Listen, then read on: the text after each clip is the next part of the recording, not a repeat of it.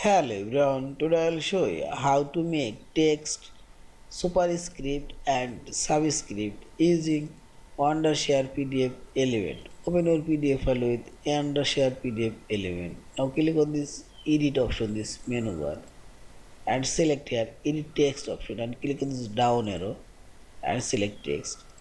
Now click on this text box and select your text or character you want to make superscript. I'll make this word and this right sidebar click on this properties option and this is superscript option, click here and see this text now created superscript.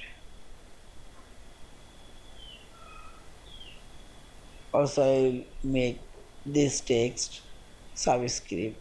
We are also showing this subscript option and see this text I will make subscript.